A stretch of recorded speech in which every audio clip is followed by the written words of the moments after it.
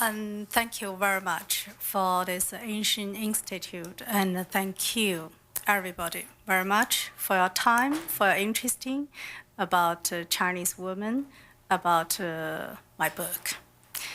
And before I come to America, I got phone calls from my ex-colleague. He is a professor of London University. Then he said, Xinran, are you ready to go to America? I said, yes, I'm a little bit nervous because it's first time and to America. Then he said, don't worry, American people very intelligent. I said, are you sure? And he said, yes, I'm sure because my wife, he's American. I said, yes, what's the proofs about your wife is very intelligent? He said, actually, my wife now enjoying the Chinese language very much. I said, oh, really? I didn't know that. I know this lady a long time. Then he said, oh, after she went to your speech, she started enjoying your Chinese. I was so moved. I said, oh, really? She couldn't understand Chinese, but she went to my Chinese speech. And he said, no, he went to your English speech. But he feel my English is very Chinese. So I hope today you can enjoy this kind of English, Chinese English. And I come here for my book, the book called The Good Women of China. The book is about my program between 1989 to 1997.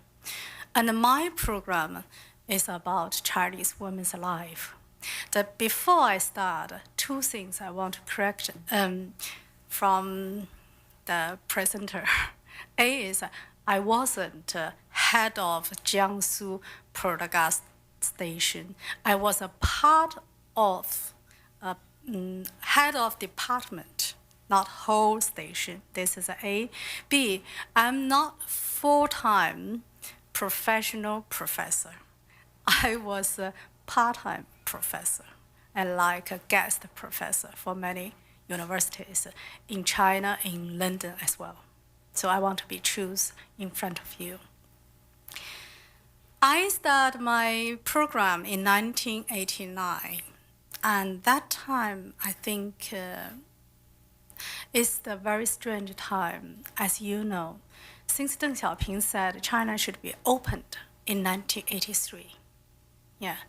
But 6 years later, people still haven't got enough knowledge and enough the courage to do something and follow his words, because we didn't know what mean this opening and how much we should open and what kind of things we should open. And our feeling is like when you want to discover new food with your greeting or you're hungry, yeah, and also you're frightened to be killed by the new food at the beginning of the human being. That was my feeling.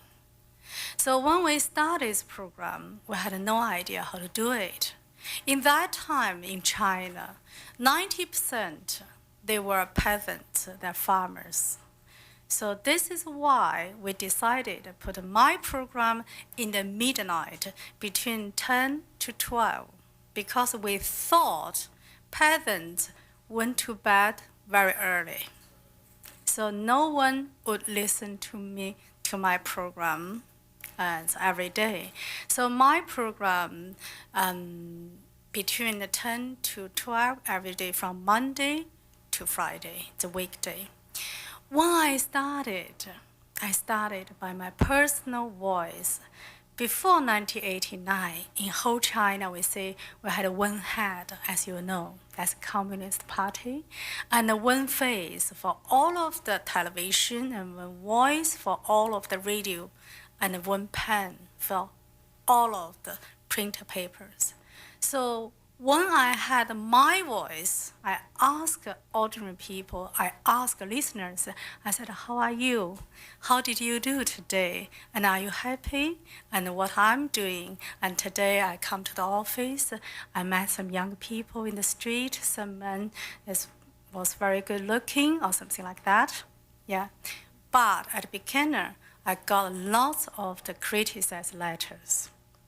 And they said, A, Xinran, your voice too soft, and too sexual hooligan, and too American.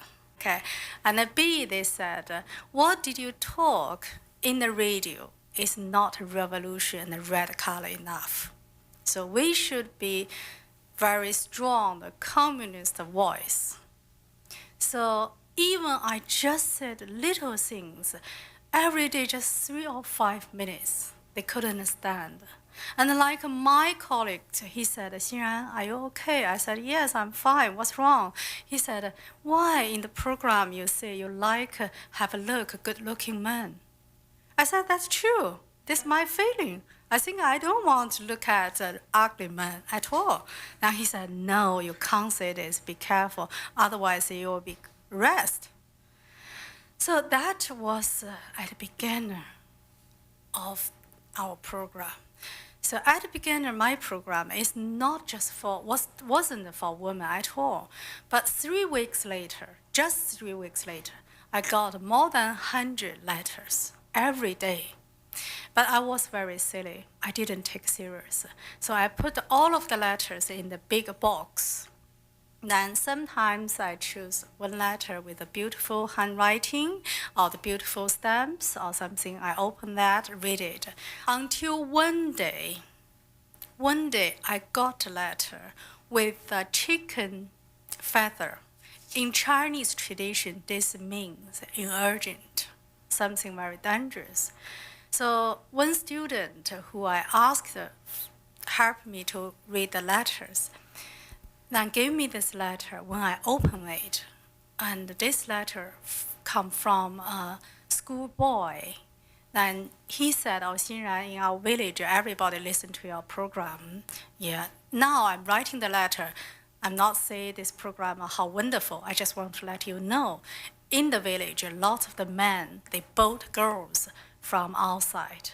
And now there is an older man, very old and like disabled, and he just bought a young girl because he's frightened this girl run away. So he used a heavy iron chain. Do you understand what I mean? The metal chain to lock this girl. And this girl's body was broken, was in the bleeding. So he said in his letter, said, Xinran, could you help her? So I took the letter to my director. I said, can we do something for this little girl? Then director, he said, Xinran, you should go to policeman. So I telephoned policeman. I said, I need your help. And the policeman was very cold. He said, oh, come down. And this kind of things happen every day. We got lots of the letters from countryside. Xinran, you have no experience, you have no idea, and how difficult for us. I was very angry. I was very young, and also I was very angry. I said, do you want to save her or not? I'm a journalist. I can let my people know this result. Then he said, I know, your journalist always, can publish what you want. So come to my office. So we had a deal. Then he helped me to save this girl. This girl was only 12 years old. Then afterwards, no one said, Xinran, you're right. And many colleagues and other people said, oh, Xinran, just waste time and money and because this little girl is happening in the countryside quite a lot. Because I got lots of the letters from women, so I feel that I couldn't put up with this kind of criticize. This is a girl's life, a human life. So what's the value in Chinese people's eyes about a woman? I want to know the answer. So I set this question to the air to ask people.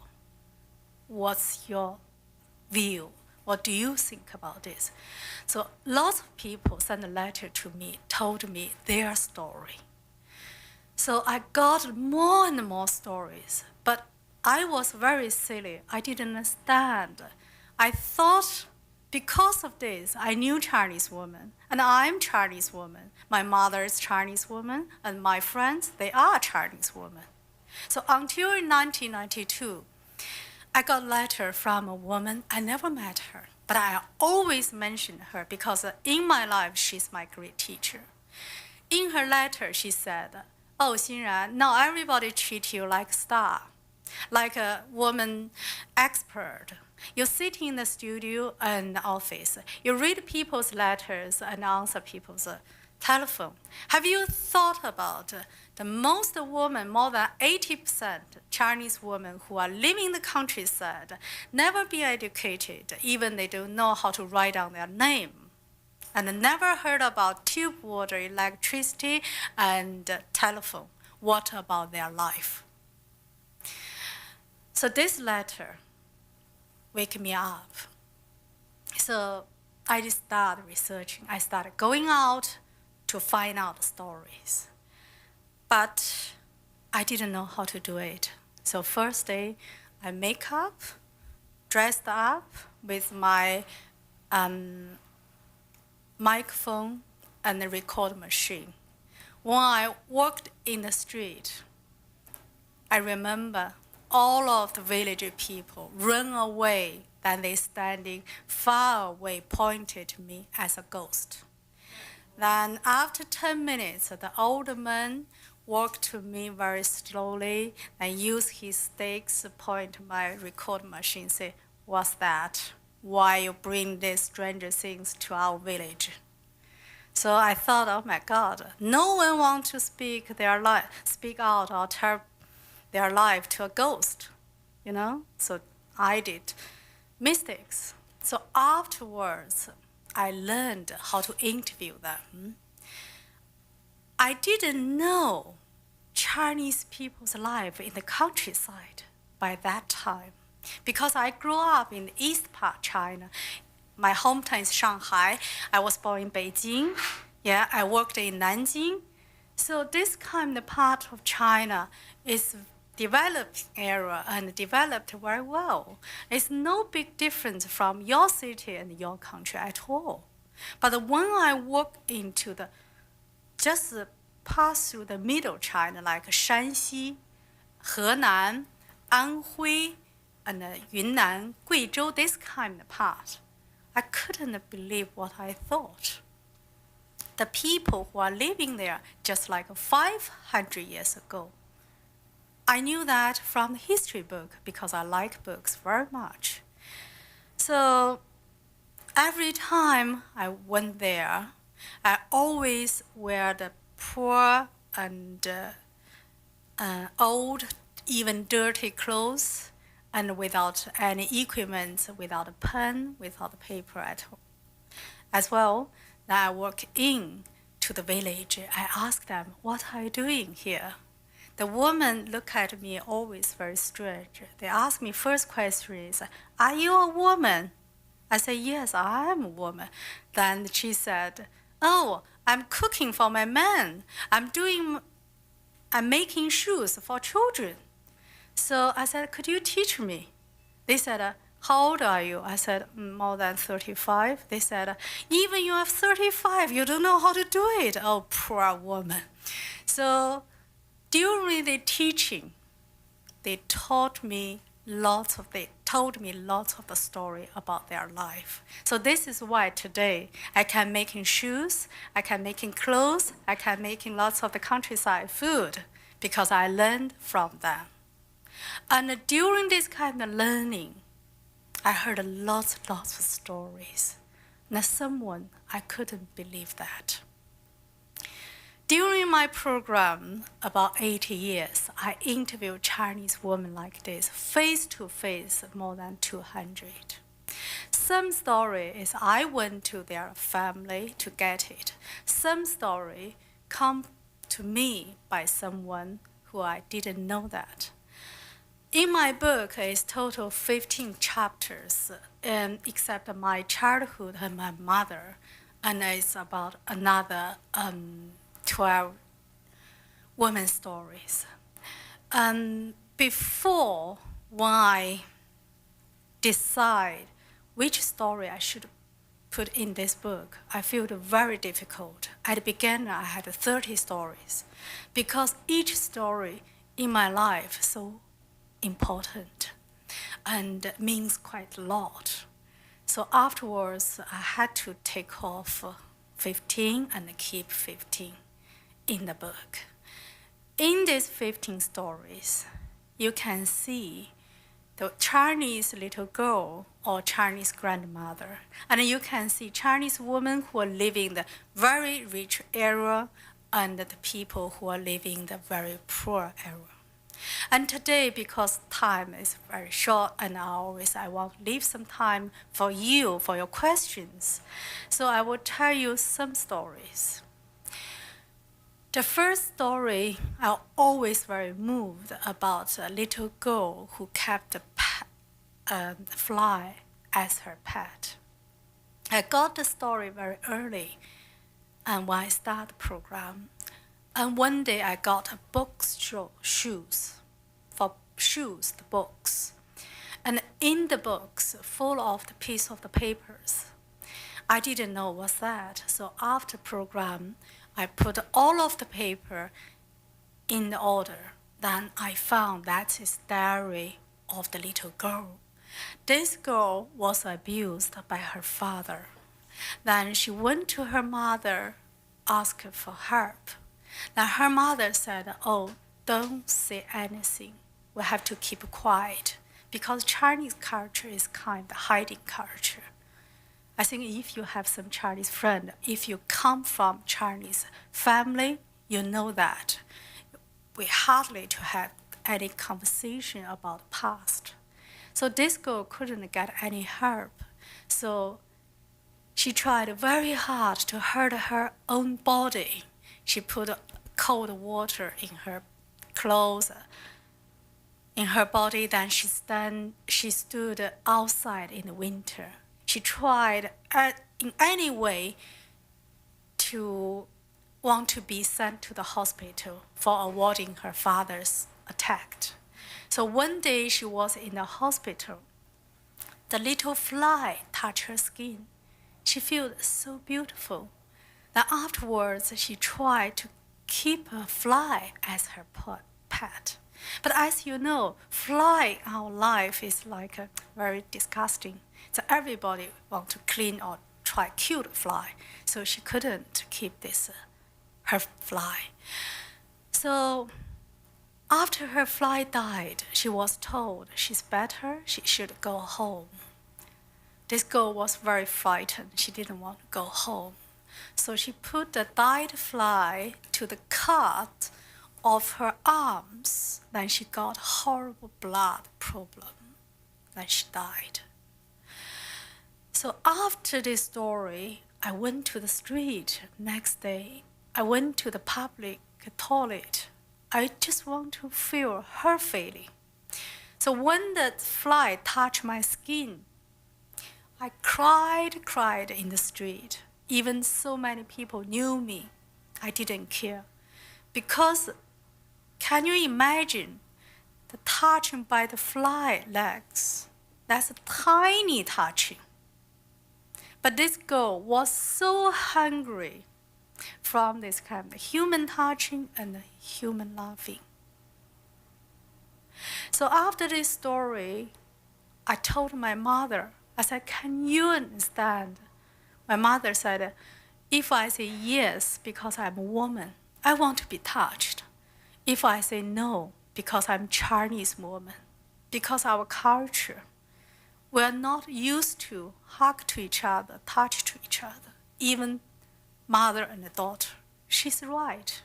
So when she came to London, visit me 2 years ago, I said, "Could you hug me? I love it." My mother's face became red. She said, No, I'm Chinese, I'm not used to. So when I told the story in Australia during the Melbourne Writers Festival,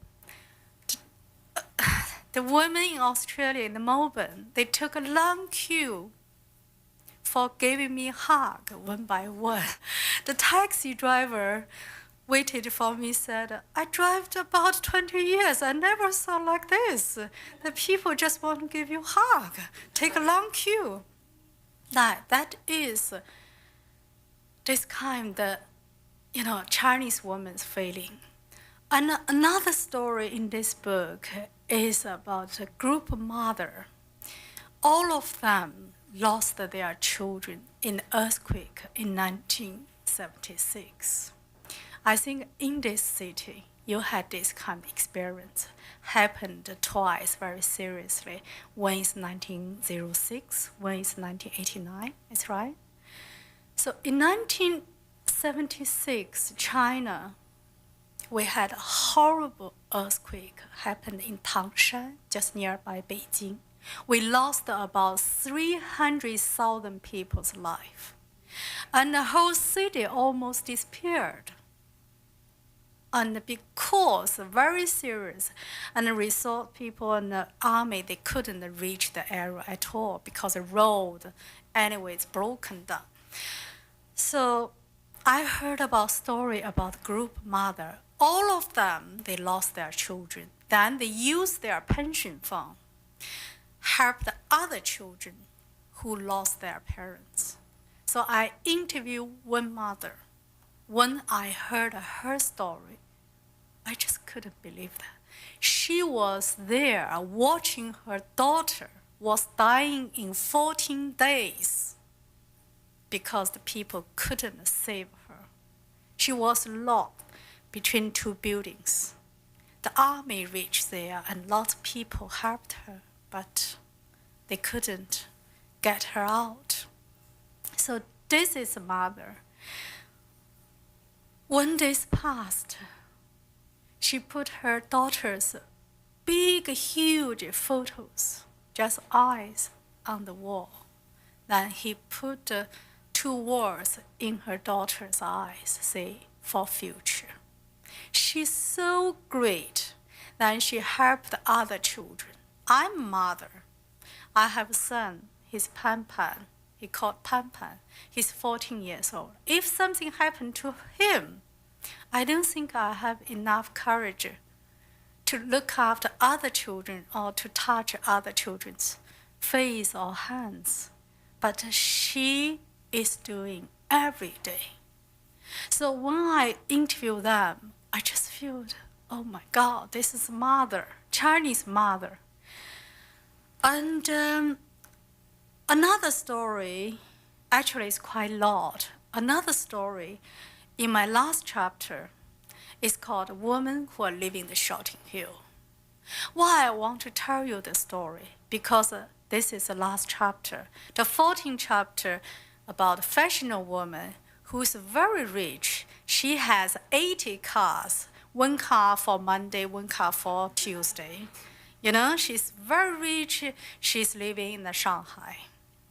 But she told me she wasn't happy.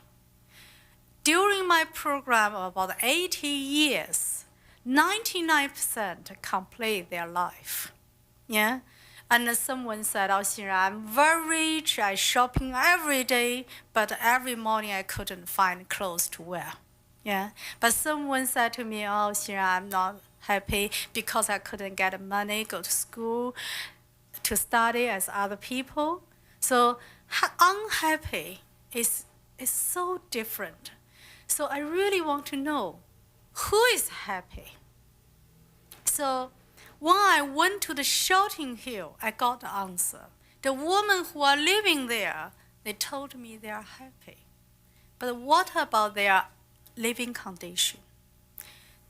They never had any electricity and tube water, even drinking water. The women who living there had no right to have the same meal as men. So every day they only have one bowl of the soup, very clean soup. Every day just one soup. And one family, 8 daughters, they share one clothes. One daughter wear the clothes going out with the mother to do some housework. Another 7 sitting in the bed, covered the bed sheet. And also something is very strange when I saw them. When they grow up, the woman's working style, not like us, yeah, like that. They're working like this. I couldn't understand why, so I asked them, what's the reason? Then they said, you should ask a grandmother. There is a grandmother in the village. She was 45. She's the oldest person in the village. Life there is so short. Then she said, oh, Xinran, that is because we are short of the water and the material things, so we haven't got women's care things. So for the period, they used the 10 leaves, very hard leaves, for their blood during the period. And every woman in their whole life, their whole property, just 10 pieces of the leaves. Because the leaves are so hard, so broken their legs, they couldn't working as normal. But they told me they're happy. I said, why? And they said, because we have men, we have children, we have family. That's enough. So when I left this village, Shouting Hill, my friends, my colleagues asked me, Xinran, did you tell them your life? I said, no, I couldn't. I thought that is murder. Because they're happy. If I told them what I have, but they couldn't get it, yeah, they will become unhappy. So in my book is 15 chapters like that. But I like the title very much. It's called The Good Woman of China. When many people couldn't understand why Xinran, under the traditional standard, no one in the book is good. Yeah, I said this is very sad. I sent the question to the air in 1995 to the Chinese men. I said, okay, today I open 4 hotline. Okay, could you answer my question? How many women in your life have you met? And what's your standard of good woman? So I sent off the questions. I waited for them 20 minutes. No one called me then, but 3 weeks later, I got thousands of letters. Then most letters said they never met good woman in their life. More than 90%, possibly 99%. Only few men said they had a good woman in their life. So they gave me the standard of the good woman. I couldn't believe that, but I thought possibly because Chinese culture or something wrong in that time.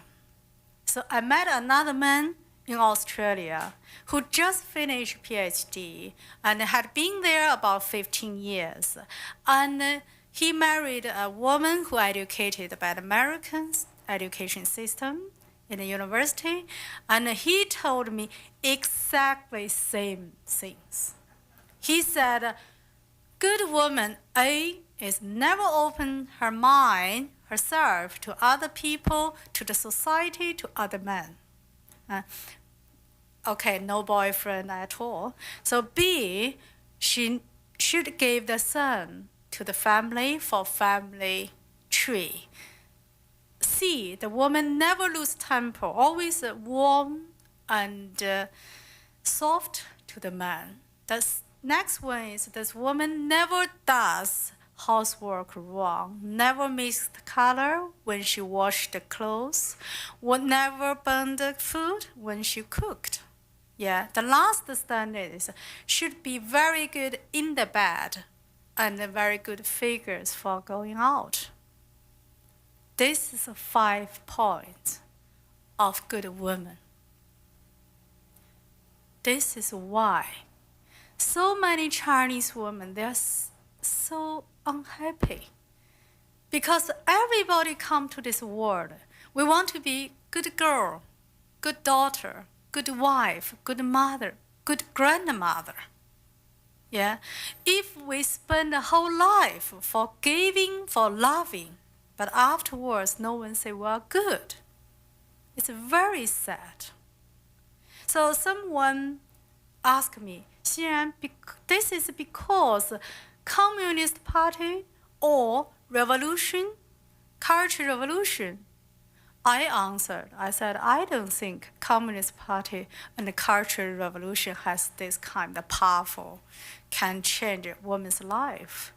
Because actually we come from the past, about 1,000 years. In the last 5,000 years, in China before 19,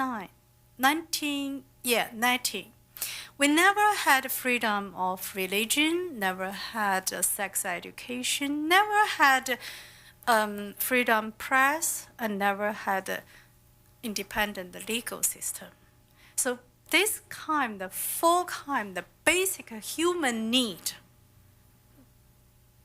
we didn't have. So Chinese women never be taught they had the right to speak out. They had their own voice and words to say something.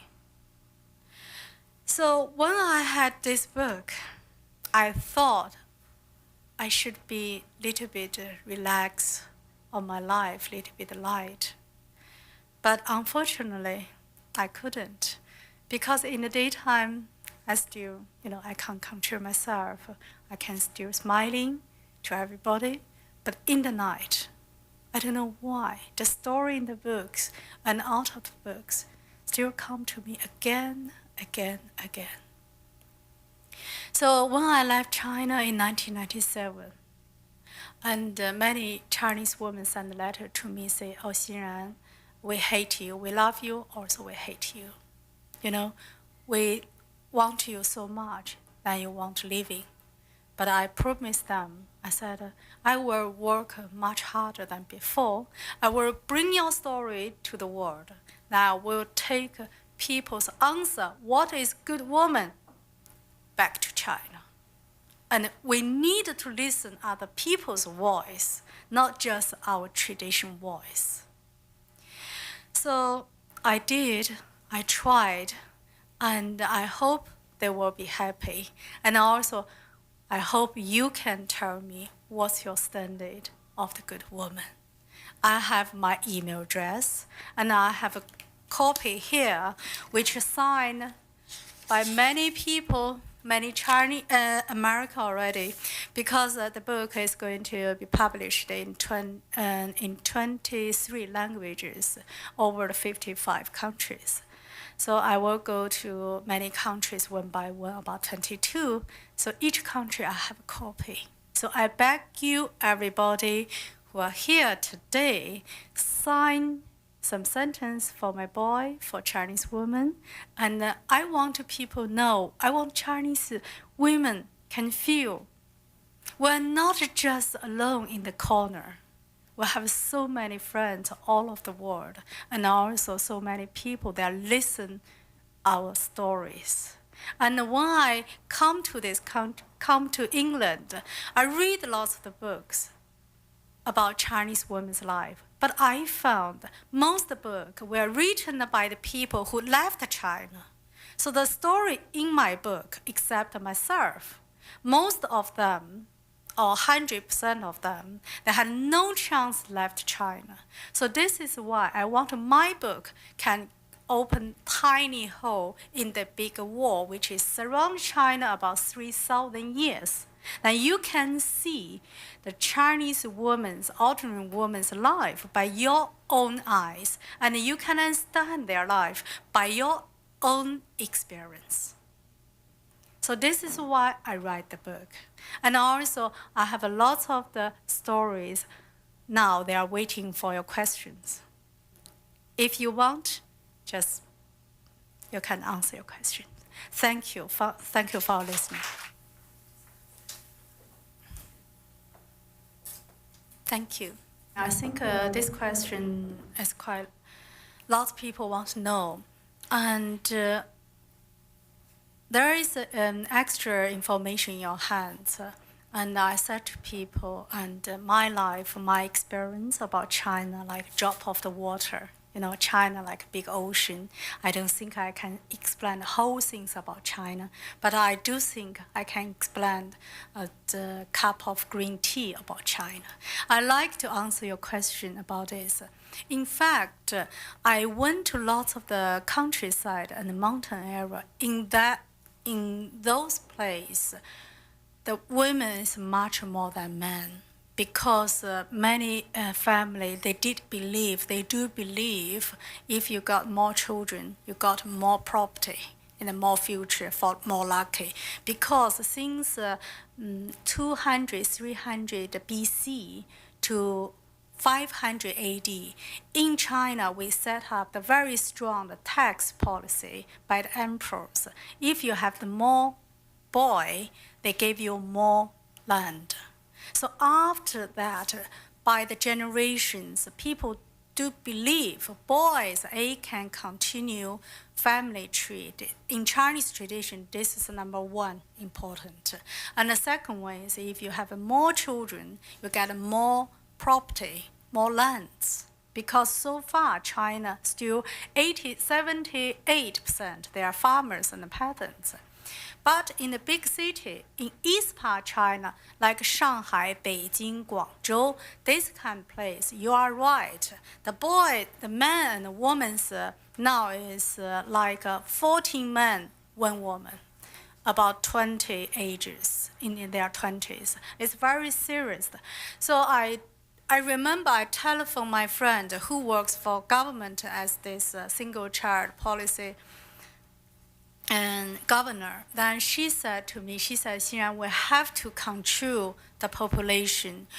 We'd rather letting boys or men couldn't find a wife than letting women and children, next generations, couldn't get clothes or food.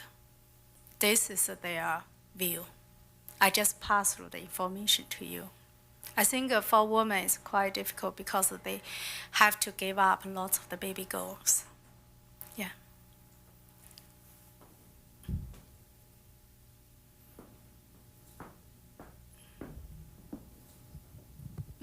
I think her question is this kind the human right or human being in China is getting better. I do believe it's getting better, and this happened already. I'm freelance producer for television and radio for both sides, UK and China as well. And I went back China quite often. In this March, when I went back China last time, and first time I saw the happiness and the relax from people's eyes in the street. Yeah, and like young people, even they are in their 30s, they hug to each other and kiss to each other in the street without any worrying at all, but not above the middle age. It's very difficult to let them work out the black shadow of the tradition. And I do think now it's much better. My feeling is the picture was in front of me when I started the program in 1989. Like a group of Chinese people, they are standing on the top of the mountain. They want to jump. They want to kill themselves. Now they are still standing there. The position hasn't changed. But their face become more relaxed and not face death. They are face to the bigger landscape. They start enjoying talking about their life. This is my feeling. And you can look at my hands, yeah? And many people ask me why I painting this red. Actually, 2 reasons. One reason is when I start my question to Chinese women, I found it's very difficult to let them open their mind and mouth to you. So I tried to do some stupid things in my face or on my hands. Then they will always ask me, say, why you got a green point here? When they start their question, they're interested in enjoying the conversation, so I can ask their question. This is a one point reason. So I always did some different things. Another reason is in my heart, in my mind, I really feel Chinese women's position was here. Now they improved here. Yeah? I hope they can improve very quickly to here and all of the 10 fingers. But I think they moved. Thank you. Is there a question? Thank you. I think I know something, or because I know, I have to say I don't know.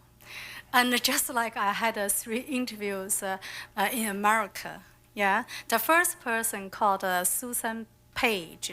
She went to China 3 times. One time with Jimmy Carter, another times with government, and this time with maybe George W. Bush, I don't know. And she went there. When I asked her, do you know China? She said, oh, I'm sorry, I don't know. And another man, he called, I'm sorry, I couldn't remember his name. He's Dick Stott is in Washington, D.C. Then he had been in China 8 times. When I asked him, do you know China? He said, I don't think my face can let me know China very well, even I go there 8 times. But I met an expert about China. He's in New York. Before he interviewed me, everybody said he's a great expert about China. I said, when I walked in his studio, he said, hello in Cantonese to me. I said, I'm sorry, I can't speak Cantonese, but I can speak Mandarin. I said, oh, everybody say you're expert about China. Can I know, how can you know China so well? Yeah. He said, oh, I have been lived in Chinatown more than 15 years. So I asked him again. I said, have you had some Chinese friends? He said, yes. I have 2 Taiwanese, 7 mainland Chinese, and 20 Cantonese. I said, what they are doing? He said, all of them are working in Chinatown. So I said, have you been in China? He said, not yet. So it's a very good question. I think the question, my answer is, in China, we have the building for women, we have office for women, we have names for women, we have people who are working for women. But the problem is, because in last 100 years, China hasn't got enough time to be still in the peaceful time to have enough education and information and modern technology. So even we have the office, we have the name, all of the office building organization, but we haven't got a mind how to do it. I think this is a problem. Sorry. Unfortunately, before the February of this year, in China, we never had real sex education. When I went back China in March, and one head of a publisher, he told me, was very exciting about this. He said they were going to publish first sex education textbook in China, just in March, this first time. Yeah, this is why I was very, in the book I told you a story. When I was 22 years old, I was in the army, and my commander, because I got big prize, my commander come to me, want to handle my hands. I said, that is in the night, in the moonlight, by the fire. I said, no, I don't want you do this. Everybody said, oh, come on, he's a big commander and a high rank, why you refuse him? I said, I don't want to get a baby. I was 22 because I read the book called 草原烽火. If you are Chinese, you know the book. In the book, they said the boys and the girl, they handle to each other in the moonlight. The second sentence said, next spring they have the big boy. So I thought, when I was 22, I thought if he handled my hands in the moonlight, I will get pregnant. Yeah. So, yes, please. And in fact, this book is translated from Chinese to English. So I write down in Chinese. I can't write in English. I told my translator, I said, if I understand your English, that is bad. If I can't understand, that is good. So actually, this book is going to be published in China by Shanghai Joint Publishing House. In Chinese, we say Shanghai Sanlian. And I never met them, just by telephone. They knew me, they heard about my name and my program, and they told me one morning in London time, 3 o'clock, early morning, the head of the publishing house, he called me and he said, "Oh, Xinran, I'm in tears." And I said, "Oh, I'm sorry, I'm in dream." Then he said, "I must tell you, the story in your book is not very fresh and new. The most Chinese people knew the story." I said, "Yes, I know. I was still sleepy." Then he said, "But I have to say, you keep that voice very well." I said, "Thank you for your understanding." Then he said, "Xinran, can we send the book to Chinese universities?" I couldn't say anything. I think that's a wonderful idea. So I asked him, I said, "Why?" He said, "Actually, your book is most difficult is for Chinese people because old generation, we don't want to speak out.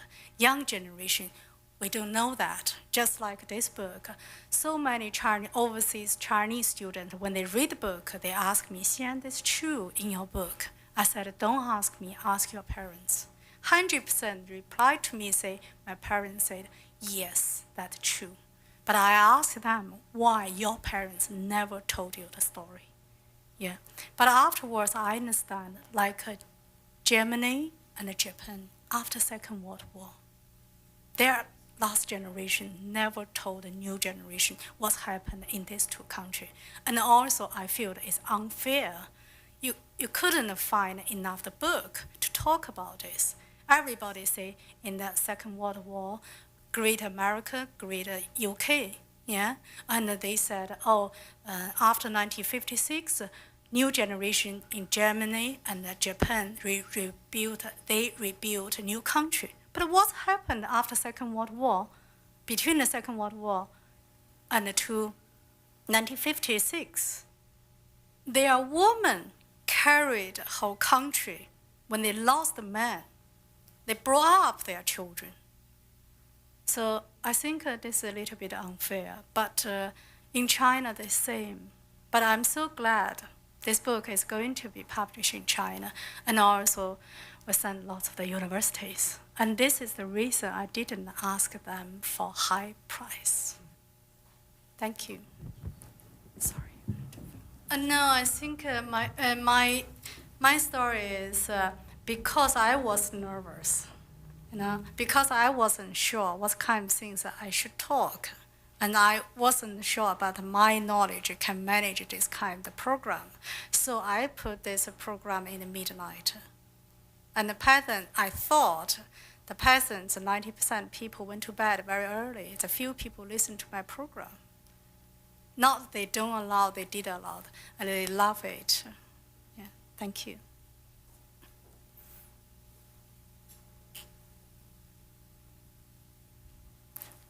Can, okay. Yeah, okay. I think after 80 years, I just feel that it's too much for myself. That time, I took 8 sleeping pills every night. Otherwise, I couldn't sleep at all. If you read the book, I do believe some of you read some chapters already. That's quite heavy. Just, very woman feeling heart touched, and also you feel that very difficult. That is part of our own life, our own nature. So afterwards, I couldn't carry so much. The second reason is after 80 years, I talk every day. I thought I need energy of the knowledge. I need the power of the knowledge to improve myself. Otherwise, just play the game with my audience. And the third one is my boy was in the school, so I want to give him the best education. So I moved to England. Thank you. Oh, sorry. And actually, I think no matter you believe religion or not, when we read the history of the world, most countries, culture, language, and customs come from religion. Yeah, religion is kind of the roots of your culture, your language, your customs. But in China, unfortunately, we hadn't got this kind of religion at all. As you mentioned, Confucius, we call it Confucian, and Tao, and Buddha, they happened much later than Chinese culture and tradition and language. Because all of that happened in the 1300 about Confucius, BC. Yeah, and Buddha come to China about AD 0, and Tao is happened 1200 something like, even later, maybe 300 BC. So it's much later than our tradition, culture, and beliefs. So this is why I feel very difficult for Chinese people to work out of this kind of heavy tradition, because we never had a God. Chinese people from ancient time, we treat our emperors and rulers as God. But can you imagine, the God always changed? Yeah, and the new God always disappoint the old God. So this is why Chinese people, in your eyes, are so materials. They frighten to lose something because they are not sure what's happened the next day.